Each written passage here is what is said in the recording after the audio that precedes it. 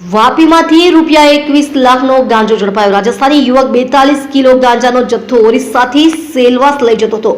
વલસાડ જિલ્લા special operation group એસઓજીએ વાપીના જૂના ફાટક વિસ્તારમાંથી ₹21,09,000ની કિંમતનો 42.180 કિલોગ્રામ ગાંજાનો મોટો જથ્થો ઝડપી પાડ્યો છે। આ કાર્યવાહીમાં રાજસ્થાનના મૂળ વતની અને હાલ સેલવાસમાં રહેતા 26 વર્ષીય યુવકની ધરપકડ કરવામાં આવી છે। પોલીસે કુલ ₹21,22,000થી વધુનો મુદ્દામાલ કબજે કર્યો છે। વલસાડ જિલ્લા પોલીસ અધિક્ષક યુવરાજસિંહ જાડેજાના માર્ગદર્શન હેઠળ જિલ્લામાં ગેરકાયદે માદક પદાર્થોની હેરાફેરી અટકાવવા માટે વિશેષ ઝુંબેશ ચલાવવામાં આવી રહી છે। આ ઝુંબેશના ભાગરૂપે એસઓજીના પીઆઈ ડીડી પરમારના માર્ગદર્શન હેઠળ પીએસઆઈ એસઆર સુસલાદે અને તેમની ટીમ વાપી વિસ્તારમાં પેટ્રોલિંગ કરી હતી।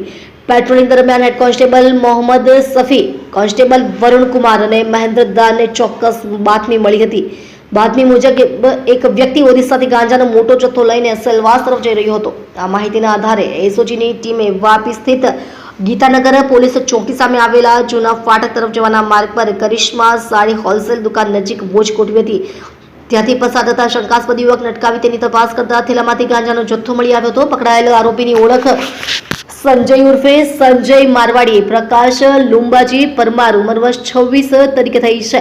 તે હાલ દાદરાનગર હવેલીના આંબલી વિસ્તારના પ્રતિભા કોમ્પ્લેક્સમાં રહે છે અને મૂળ રાજસ્થાનના પાલી જિલ્લાના બાલી ગામનો વતની છે। પોલીસે આરોપી પાસેથી ₹21,09,000ની કિંમતનો ગાંજો, ₹10,000નો મોબાઈલ ફોન, ₹3,300ની રોકડ અને 5 બેગ સહિત કુલ ₹21,22,300નો મુદ્દામાલ જપ્ત કર્યો છે।